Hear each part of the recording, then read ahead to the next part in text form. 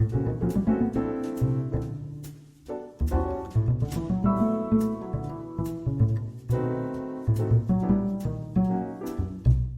thank you so much for joining us today, Dada.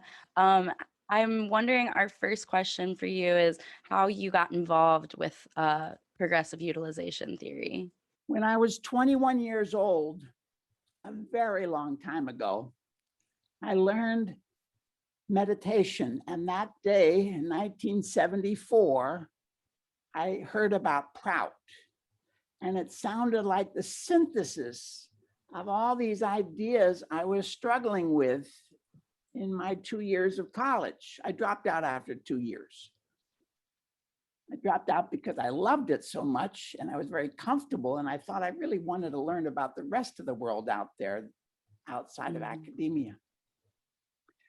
But these three ideas where I was struggling with, one was community. The most successful communities were dogmatic religious ones, which I don't like dogma.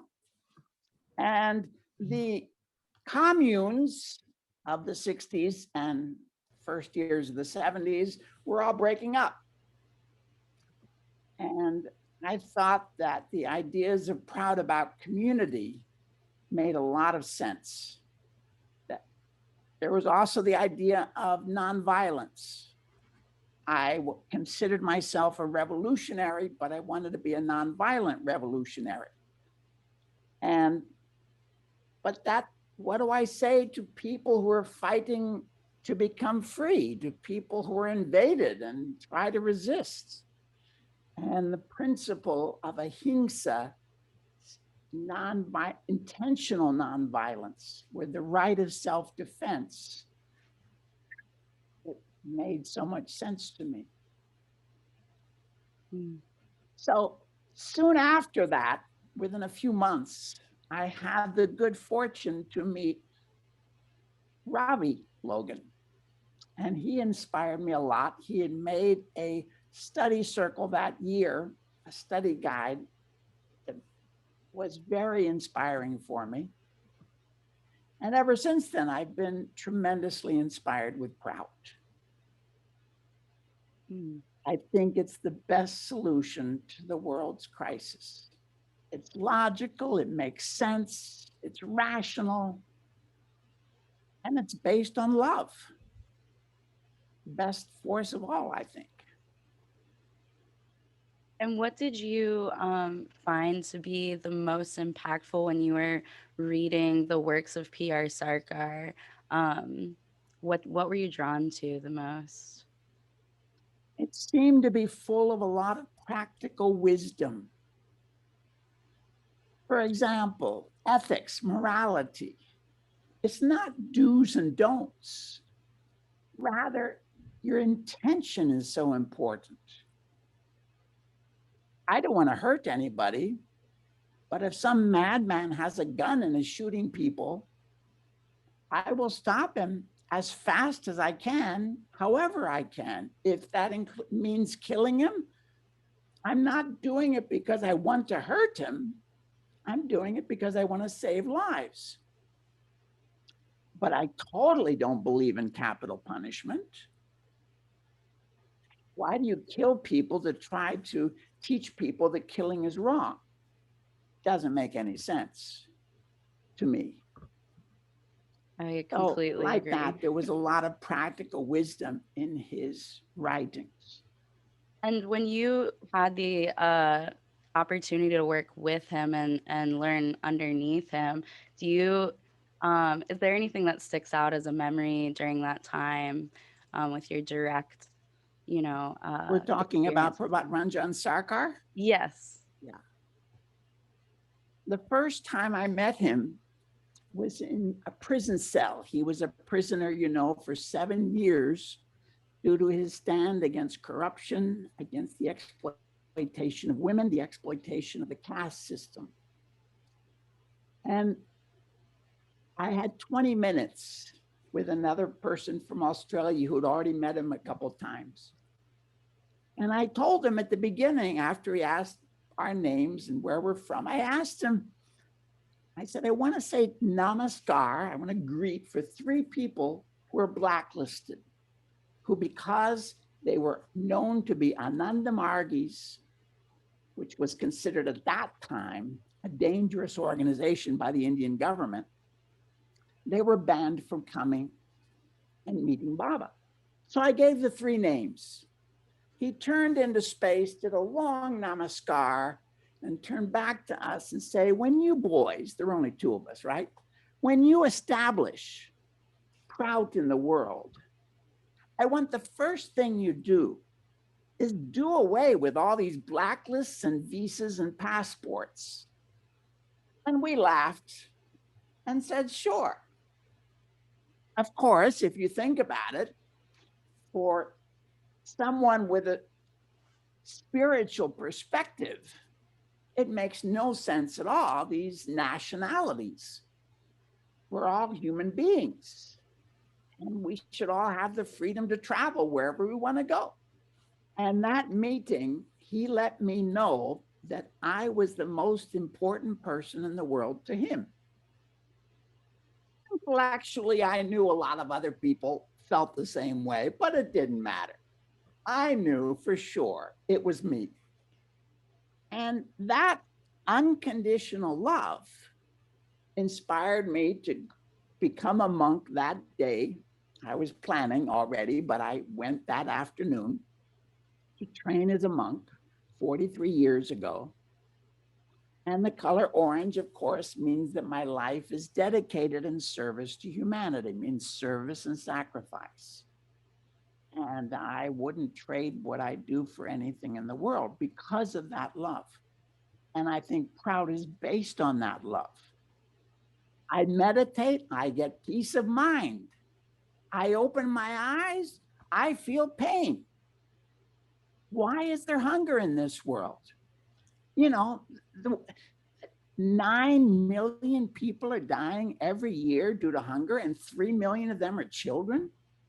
And there's enough food, according to the United Nations, the World Health Organization, to feed 10 billion people, more than our current population. Why is there hunger? It's not our priority.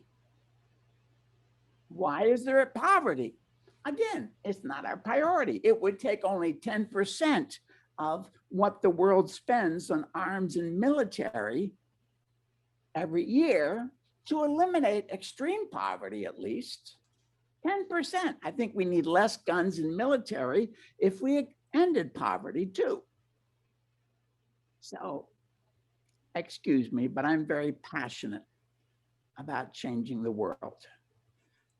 I love And that. I'm I can still a hear the passion. revolutionary. I'm just a revolutionary monk. That's all. Can I jump in with a question?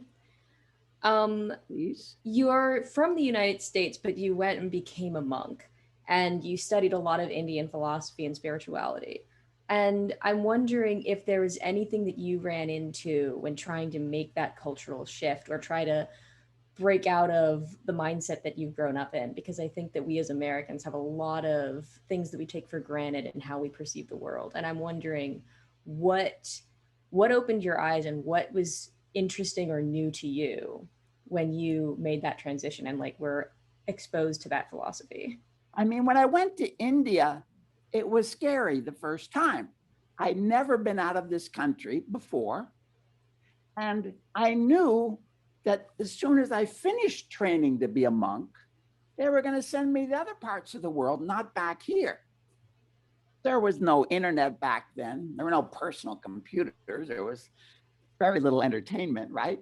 And I knew that the training center at that time in India had no running water, no electricity, no toilets. It was very ecological. When you had to go, you fertilized the fields. It was very ecological. But that experience in the training center means that I'm comfortable anywhere. I can visit any slum, any village in the world.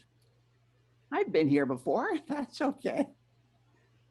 So that helped a lot.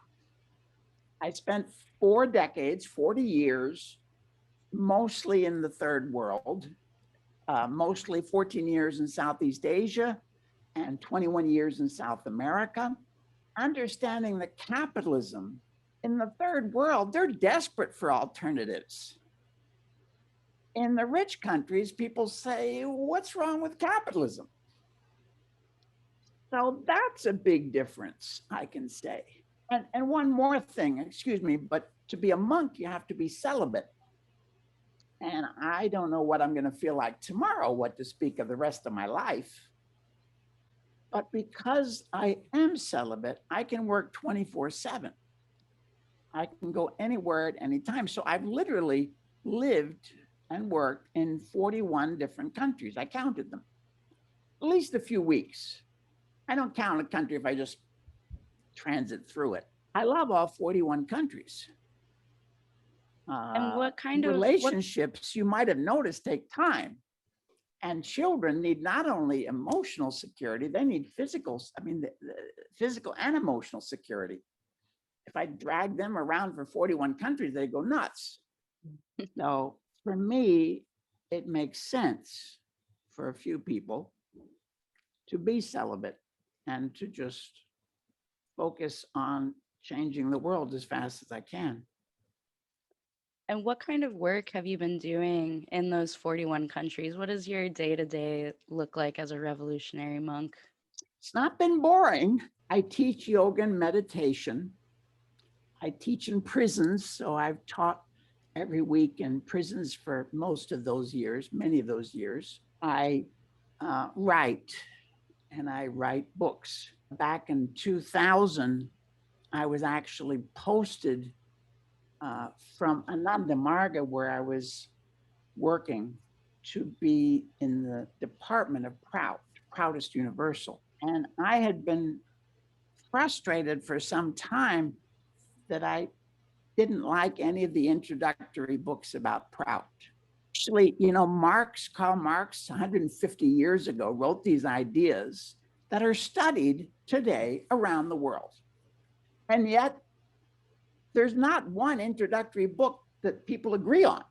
There's lots of introductory books, and none of them are satisfactory to everybody. I think it's the same way with PROUT. I was frustrated, so I wrote a book called After Capitalism back in 2001. I should explain, I have no shyness at all. It's good or bad, I don't know. But I had attended a lecture one time by the historian Howard Zinn, who wrote A People's History of the United States. I sat in the front row, and as soon as it was over, I jumped up on the stage and was the first person to introduce myself and just congratulate him. Maximum 1 minute. I just thanked him and said I really appreciated it. So 6 months later, when I finished the book, I wrapped a copy in this old brown paper bag, like shopping bag, right? Wrote his address on it, put a letter inside that said, could you please write a blurb about this? And he did. He wrote, after capitalism is refreshingly original, it is spiritual and utopian while remaining grounded in reality. Its analysis is intelligent and its vision inspiring. Good God. That's high praise. And with that, I found it a lot easier to get other blurbs from other famous people. A friend of mine from New Zealand, Hadideva, wrote, he had contacted Noam Chomsky and sent the copy of my book with this letter by Howard Zinn, a good friend of Noam Chomsky. And he agreed to write the preface of the book. And he said, PROUT's cooperative vision, cooperative model, sharing the resources of the planet for the welfare of everyone, deserves our serious consideration. Again, fantastic in my opinion. And with these, I go on contacting other famous people. As I said, I have no shyness, so I ask everybody. I figure if 1 out of 10 responds, I'm doing great. And usually more than 10% respond. So that, I think, is important to remember, that we should be bold when we're approaching other people. That's great advice. And I think we could all really learn from that boldness and that willingness to just dive in, maybe face rejection. And I'm wondering what other advice you might have for other folks who want to be social change agents. The same time that that book was coming out, the very first World Social Forum was taking place in Porto Alegre, Brazil, where I was living at that time. So I attended. You know, every year in Davos, Switzerland, they have something called the World Economic Forum. All the richest capitalists and the finance ministers from the rich countries attend. It's for big money. And unhappy with that, a group of non-government organizations got together and they formed the World Social Forum. And the theme they decided would be another world is possible. So everybody who went there had a dream for a better world. What a wonderful place to do networking. Go to an event like that, 20,000 people around. We had a little stall, you know, we gave some workshops. I attended other people's workshops and events. But I mean, everybody you're talking to is somebody you want to work with. They're all in it for the same reason that you are. They want a better world. The next year there were 40,000. The next year there were 100,000. Kind of broke up a little bit. It went to different countries that wasn't so successful. Brazil had a government at that time that was subsidizing it, you know, but Noam Chomsky came and Arundhati Roy and all these other great people that I could meet and contact. And other thing I recommend is I joined a local organization called the Social Forum for the State of Minas Gerais, where I was living in Brazil at that time. So we would go to meetings and there'd be 40 people, 50 people, all progressives who planned a local forum, you know, and planned bus trips to other events. So I found it extremely helpful to learn from other organizations as well. And I can, you know, I can communicate with them. They get to know me, I get to know them, we work together, they have resources. And when they're organizing an event and we put a stand and everybody comes to the event, they don't know me, but they know the event. And so I get a chance to meet a lot of people and get our message out. The book has sold a little over 12,000 copies. It's in 10 different languages. You know, we plant seeds. We don't know where they're going to come up, but the seeds go out. And that's valuable, I think. I figure I'm in the consciousness raising business. My job, I think our job, is to get the message of PROUT to the world, because the world will make it happen when enough people know about this thing. So that's what my passion is education, you could say, getting the message to as many people as possible. Can I ask a follow-up question about that experience? Because you were describing going to an event where everyone has a dream for the future. And that sounds incredibly inspiring. But I also think that one of the issues that we run into a lot of times with progressives, especially, is that there are so many different particular theories of how to do that, that there's a lot of fracturing, that they're, you know, like Marxists, there are like so many different types of Marxists, and they don't agree with the anarchists, and they don't agree with, you know, these people and the different types of socialists. Like everyone has a very different degree to which they want to change the world and theory about how to make it possible. And I think that there's a lot of arguing that goes on about specifics and how exactly do we do it.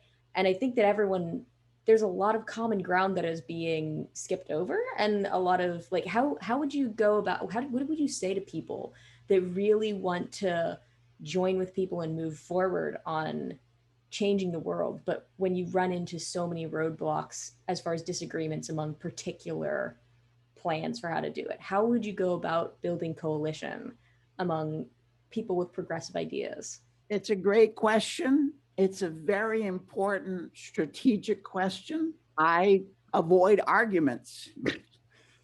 If somebody wants to argue, I say, excuse me, I have an appointment right now. Would you mind if I just step outside? And I like to dialogue with people. I like to share ideas with people. I don't like to argue, and I won't argue. So talking about economic democracy, another strategy we use a lot is we invite other progressive people to speak at a conference we organize. If I can't get myself invited, then I invite the best people I know to come. And they usually all bring their groups of people. So we can fill up the auditorium or the event. Online, it's even easier because if it's a real event, if they're coming from out of town, you have to pay for their flight, you have to pay for their hotel, their restaurant. It's expensive. Online, it's totally free. You can get the most famous speaker in the world if they agree to do it for free online for a couple hours. They don't leave their house. It's perfect. And even after COVID, I think we'll be doing more and more of that, as you can imagine. I think getting a panel to talk about economic democracy, each of their different perspectives, and I'm giving my perspective, or one of the proudest is giving their proud's perspective, and all the other speakers are giving their perspectives about cooperatives or economic democracy or whatever their version of economic democracy might be. So we're not arguing, we're sharing ideas. But you're right. If the argument comes up, I have appointments that suddenly arise very quickly, and I have to leave suddenly. I really love that. Yeah, I had a follow-up question for that too, because one thing that struck me in talking about these meetings is how everybody was really optimistic about creating a better future and looking for ideas and solutions. And something I notice a lot now in spaces I'm in is people are very aware of problems, but there is a lot of focus on that, which I think to some extent you have to acknowledge the problems and understand them. But I was wondering if you could speak to in your experience, what is a good balance between studying and understanding history and problems without getting so caught up in just thinking about the problems to a point where you're not having time and energy to work on those solutions? Excellent point, Asha. It's when there's a march, for example, anti-war march, down with the government march, corruption, whatever. We will go and we'll make signs, and all of our signs are positive. We want this, we want that, we want this, we want that. We're not talking about what we don't want. We're focusing on, PROUT's vision. And in my book, I collect 100 slogans that I've collected from around the world, what you can say that might be interesting. But you make your own slogans, you understand? That's just something to get you thinking, So that's one thing, to always focus on the vision. Because you're right, most political activists focus on what we don't want. We don't want the immigration system we have today. We don't, we want human rights for everybody. We don't want censorship, all these, you name it. I think it's very important to focus on what we do want, because very few organizations really do that, and giving people hope. And that's when I'm giving my talks the same way, I'll point out the problems like I did at the start, for example, and I'll give facts and figures that maybe everybody hasn't heard, but then I'll focus on what's PROUT's vision is. And at the end, they say, well, how do you do it? And I will answer, that's the, $100 question. But before we can answer how to get there, I think it's important to agree what we want, because first you have to have a vision what you want, and then you work about getting there. So that's what I do. And have you found that that vision for you has changed over time, as you've built coalition, as you've dialogued with so many different people and hearing their visions? Has that vision changed of what a perfect society looks like, or has that really stayed true? Excellent question. I think my perspective changes every day. Every day I check the news. I listen to Democracy Now. I listen to different progressive perspectives, right? And at the same time, what I want is a society that works. So I have not found solutions that sound better than PROUT, frankly. See, what's so difficult is that all the problems, all the crises are interrelated. The Right. problem, somebody's working on the problem of prison reform in this country. I think we should tear down all the prisons, right? And build education centers, for example. Somebody else is working for the climate, of course. But somebody else is working for human rights for immigrants, human rights for WISBN, LGBTQ, all valid, but they're all interconnected. Mhm. And PROUT has the most holistic solution, in my opinion. The solutions of PROUT, piece by piece, you can find them everywhere. You know, cooperatives are a good thing. Public utilities are better than corporate management of utilities, for example. Private enterprise works on the small scale. Capitalism works on the small scale. It doesn't work on the big scale. Here's another message I give when I'm talking to high school classes, college classes. I do that as much as I can. I ask them, you know, about the minimum wage. And I say, is that really enough to provide the minimum essentials of life for a family of four, for example, you know? And everybody knows it's not. And then I say, okay, what's the maximum wage? And everybody laughs and says, there is no maximum wage. And I say, I'm going to disagree.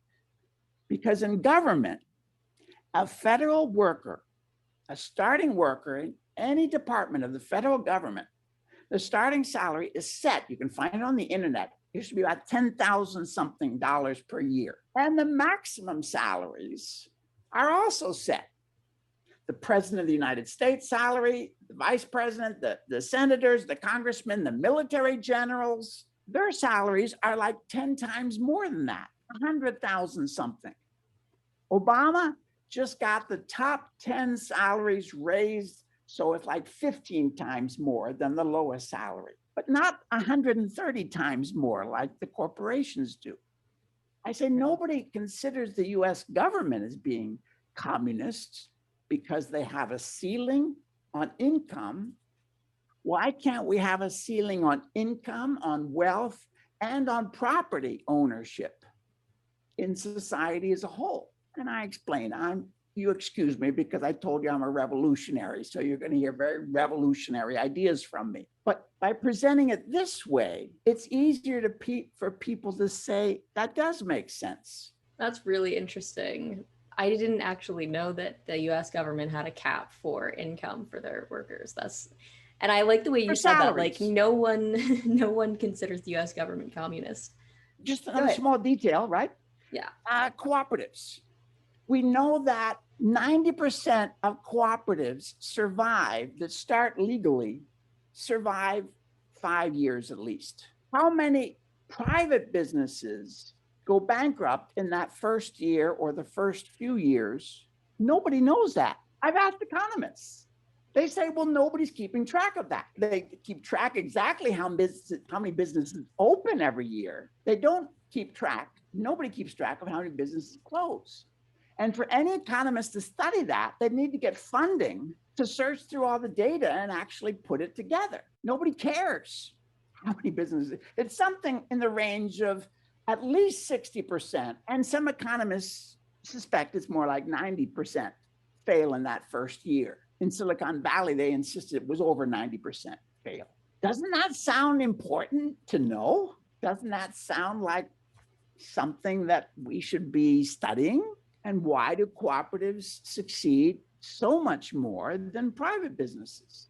Anyway, it's just facts that people don't know because they're not told. And I say, why don't we hear about cooperative statistics? About, that 1 out of every 7 people in the world are a member of a cooperative, that they provide more jobs than all the corporations put together in the world, cooperatives, and the cooperatives last longer, they succeed, they don't fail all the time. And I asked them, do you get these news when you listen to CNN business news or anybody's business news? Why not?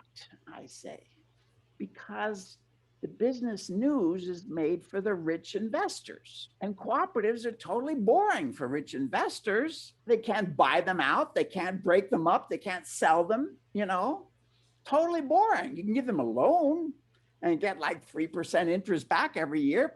how boring is that for a rich person? You know, they'd rather go to the casino. I'm sorry, excuse me, go to the local stock market and invest, you know, in high risk, high profit stocks that they buy and sell hourly or faster than that, actually, with the algorithms. That's really interesting. And I want to kind of rewind a little bit because you're talking about cooperatives, which is something that I guess is more of a practical example of theories that apply, such as communism or socialism. All of these different social theories kind of work and can be seen at work in a cooperative. But I'm kind of wondering, just going back a little bit to the theory part, because we've been talking a lot about PROUT, and not all of the people watching this might know, like, be very familiar with PROUT. Could you just put in your own terms, what distinguishes PROUT from socialism or communism? I would say that PROUT is progressive socialism. I realize in the United States, socialism has a terrible name to most people. And in the third world, it sounds very good to most people. It's a progressive socialism. It's not state controlled.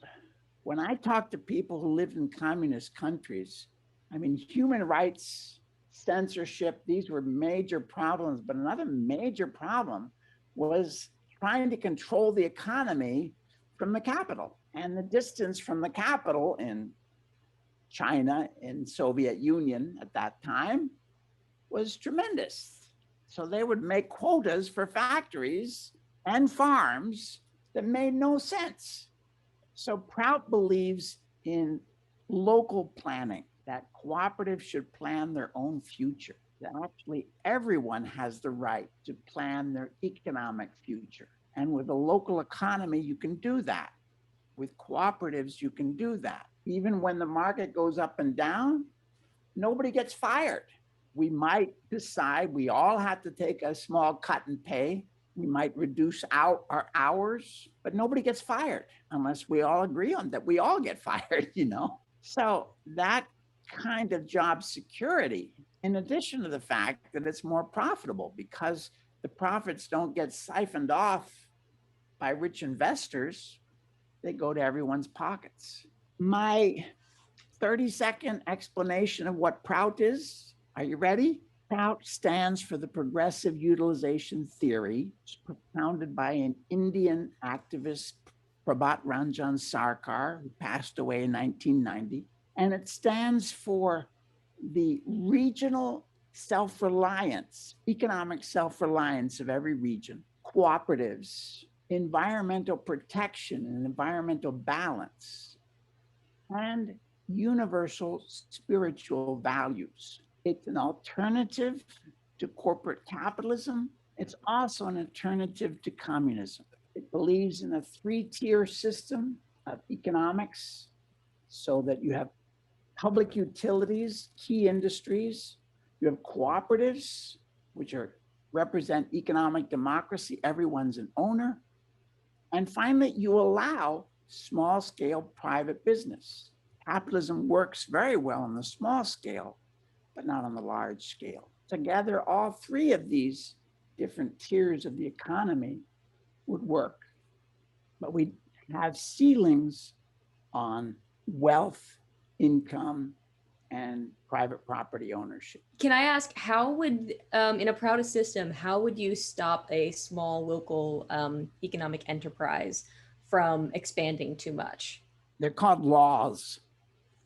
And the law, I'm sorry, I'm not joking. I was trying to explain that you make a law that says you can have up to 10 employees in your private enterprise, and you can make a profit this amount, right? In different countries, people will come up with different figures that it will be appropriate for a small business. If your restaurant, your family restaurant with some specialty food that's very popular and it's packed and it's doing very well and people are saying, open, you know, some more branches. Well, you have a choice.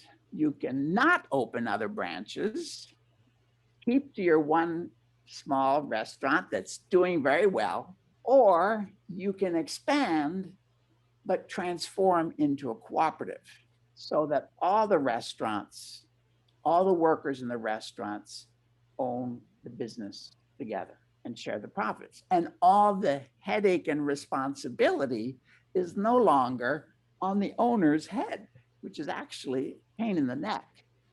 And that's why several hundred companies, they've inspired the owners to actually turn over the business to their cooperative members, to their workers, because it's such a relief from all the stress of trying to run a business by yourself. And while we're going down that sort of path, I'm curious. Oh, it's not a rabbit hole. No, I think it's great. It's a Okay. path. Okay. But I'm just curious in your mind how those laws are upheld. I think that we have a lot of laws in America that theoretically regulate monopolies from forming, but we see that those don't operate. In most cases, they get slapped with a tiny fine or a fine that's very large to somebody like us, but doesn't make a difference to them. So Right. how are those laws enforced in a PROUT system? Very good point. Okay. Two things. Yes, we have to make laws that prevent the accumulation of wealth. And we also simultaneously need to make an educational system to raise consciousness and educate people about the need for ethics, about the need for cooperation, about the need for community. I'm talking about education at every age, from kindergarten to postgraduate level, and through the mass media as well, so that the message is going out there to everyone. Because you're right, that people will always find loopholes. And now corporations pay lawyers millions of dollars to help them cheat, to help them find loopholes. You can read the newspaper every day to find out the latest scandals about this. Former presidents, or I don't know. But anyway, yes, you're right. The laws themselves are not enough. We have to educate the majority of people so that people will not go against it. And because, when everybody agrees that that's not what we want, then we can stop it. The trouble right now is that we're not all in agreement, and we can't even all agree, to protect the vote. We can't all agree to, stop racism. We can't all agree, the most basic things at the moment. Right. So we're in the consciousness raising business, and it's very, very important what you're doing. But what do you think is there will always be somebody who feels differently or sees an opportunity to grab power and wants to take it. What do you think the solution is in working to help those people see Sure. differently or to stop them from doing harm? I believe we're going to always need a police force of some sort. And I believe we're going to need, I think we need a world government to stop the stupid laws that different countries, to prevent dictators from taking over a country. We need a world government, a federation, and that human rights have to be fundamental to the constitution of that world government. And economic rights have to be fundamental to that constitution too. I mean, if you don't have the right to live, if you don't have the right to the 5 basic necessities of life, what good are the other human rights? You understand? So to guarantee every human being the right to food, clothing, shelter, education up to university and medical care, sure. Now to get into the university, you have to take an exam. You can't, you need to reach a certain level to pass it, to get a driver's license. You need to pass a driver's license exam. We don't just hand them out to anybody who wants it. You have to you have to know enough that you'll be safe to everybody else on the road. So we need those, but not what we have today. What would you say to someone who is afraid of the idea of a world government? Some people hear that and think world dictatorship or too much power in one place. And it sounds like it's really undermining local autonomy. What would you say is the difference between the idea of a proudest world government and something that's much more, a lot of what, certain people have a lot of negative associations with that. What would you say to those people? I would say the United Nations is an organization started in 1948. And today it's being requested many times a day to solve problems in the world that are bigger than one country. It's not a perfect organization. It's based on politics and national, power. But the world realizes today that climate change, you can solve it all you want in your country, but you're going to keep dying and people are going to keep suffering if the other countries don't do it too. The oceans, you name the problem. Everything about the environment is bigger than any one country. So that's what I would start to say. I'm not addressing the full problem you're talking about, okay? But I'm just trying to present the idea that it's not as radical as it sounds. People like the fact that there's a World Health Organization. Well, I'm sorry, some people, many people like a World Health Organization to help solve the COVID crisis, right? 4 million people have died. We don't want another 10 million people to die. We want to save lives. And we have to work together to do that. So I would keep focusing on the need to solve countries' problems bigger than just within our national boundaries. I was really curious about going back to the idea of law enforcement, and what you said about, in your mind, we'll always need some kind of police force, but also as somebody who goes to prisons and talks to people in prisons, I'm sure you're very aware of like a lot of the problems that are inherent in many of the law enforcement systems we see in the world today. And I think one thing I just haven't heard talked about as much within PROUT is like really what that kind of law enforcement system would look like, because I think for a lot of people, especially right now in the US, you hear police system and it feels like a very negative connotation and like something that is more of a risk than a benefit. But obviously there are situations in which you need to be able to enforce laws and you need to keep people safe. So what would that police force look like, and what I guess structurally, what would law enforcement look like under PROUT, and how would it be designed to help people instead of creating these situations where people are just being abused and ostracized from society? You're very, very valid points, okay? The legal system today is adversarial. It's competition. One side wins, the other side loses. Nonsense, excuse me. What about justice? Isn't that more important than one side winning or the other side losing? What if we were all trying to find the truth? What if we were, if everybody involved was trying to find not only what really happened and why it happened, but also tried to find a solution for it? Of course, restorative justice is much better than the adversarial justice system we have today. That's one part of the problem. The bail system, there's so many problems with the US justice system, which is a misnomer if you've ever heard one. Norway, the prison guards need only a 4-year education to qualify to be a prison guard. They consider that very important.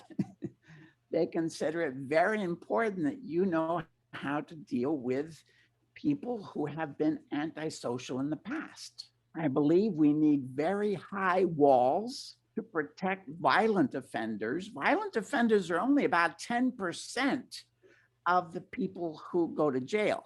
And just to protect the other 90% from the 10% of violent offenders would be a wonderful solution to the prison population. Now the 10% are controlling the prisons. So you separate them. You have high walls because people who are antisocial, who have done murders, crimes of any sort, We have to protect society from them. We don't have a job to punish at all. So everything within those walls should be to help them reform.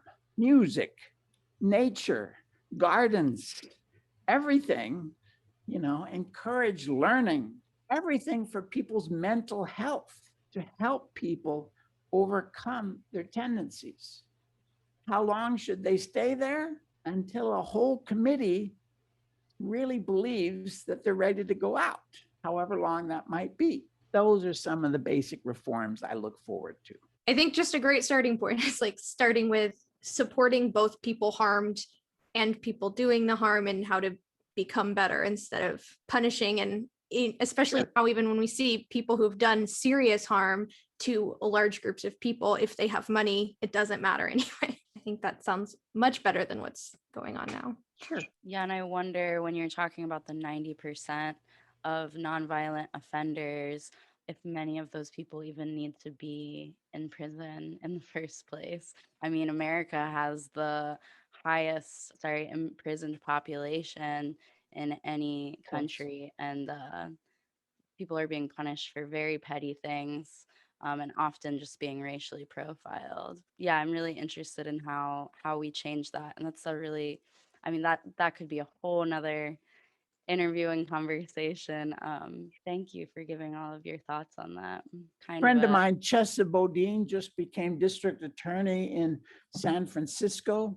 The Republican Party is secret donors are paying millions of dollars to recall him because he stopped bail. He's trying to supervise the police. He's trying to do very good things. He's a friend of mine. And he's just one example of a district attorney. He's been on Democracy Now! You can hear his interviews, what he's doing, all the reforms he's trying to do as district attorney. It's very impressive. And the crime rate is actually going down, not up. So I'm sorry, go ahead. Say his name again. Chesa Bodine, San Francisco district attorney. And he's the son of another friend of mine who I've been writing in prison, who's been in prison most of his life, much of his life. My last question that I had here was about your book, Cooperative Games for a Cooperative World. What made you decide to write that book? I think we need a cooperative world desperately. And when people play together, it's a wonderful way to learn that's not painful. So there's more than 100 games there. Some are 3 games are from Native American tribes in this country. They're from all different sources. Some are hundreds of years old, some are brand new. And they're different categories of games. So there's games to teach teamwork, for example. But I have 50 different qualities that games can teach. Patience, for example, concentration, for example, compassion, for example. And, if you're interested in teaching any one of these 50 things, you can look up the games that, can be used for a teacher to highlight those different things. One simple game, it's called the comfort zone game, right? Okay. And I've actually learned you can do it on Zoom too. So for example, you tell people that if you're comfortable, keep your hands down. If you're not comfortable, put one hand up. And if this thing scares you to death, put 2 hands up like that. So I say, for example, I'm going to call out a list of things and activities and ask you, are you comfortable with this? Are you not so comfortable or scared to death? For example, holding a very large, non-poisonous snake in your hands. Does that make you comfortable, not so comfortable, or scared to death? Great. And as I look around, different people are different, right? Everybody holding a very large non-poisonous spider in your hands. Non-poisonous, right? Are you comfortable with that or not? No, all right, okay. Swimming in the ocean. You all know how to swim, right? Not so much, okay. Climbing trees like 2-3 stories high. Good with that. Horses, riding horses. When I was a boy, I rode horses, loved them. A friend I knew when he was very small accidentally got kicked in the head by a horse, concussion. He's okay. He survived.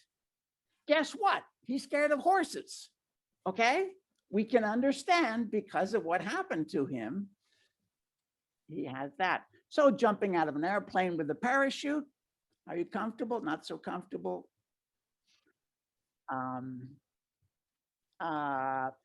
Singing in public, dancing in public, speaking to a crowd of over 200 people at a microphone in public.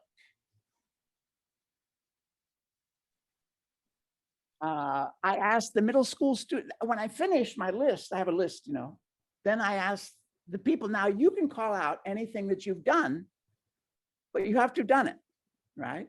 So one middle school kid said, asking somebody you like on a date. And some of them ran across the field. And actually, I kind of accompanied them too, because I don't do that actually. But so I would definitely be in the other category. But you see, I bring everybody together at the end. I said, look at what fear is, okay? Fear is an emotional thing. It's not an intellectual thing. And affects people differently. For 21 years in my life, greatest fear was literally speaking Spanish or Portuguese in public. I was living in South America. I did it every day sometimes, but that didn't mean I still felt nervous about that. I don't like making mistakes. I don't learn languages easily. I kind of massacre the language, and still I do it every day, right? So we're different. And understanding your fears is also a way to consider how you want to overcome those fears. What fears might you want to try to face in your life to grow, right? Because actually, if you're comfortable all the time, you're not learning. We learn when we get out of the comfort zone a little bit, right? So anyway, excuse me, that was just one game that I teach. And I like doing it with people because people are different and everybody responds differently to all the things I call out. That seems like a really good opportunity for like empathy too, to just see, because as you know, I've talked about a little on this podcast being autistic, and there are a lot of things that a lot of people are very comfortable with that to me are very scary. And sometimes it's very hard to express that to people because I'm like, that's not going to be seen as a normal thing to be scary about. But if you're all learning everybody's different comfort levels with different things, it's much easier to be like, oh, we just all are different, have different levels of comfort with different things, and just learning to respect that and not make any judgments or assumptions about that, I think is really valuable. Of course. But you're right. Most people don't realize that.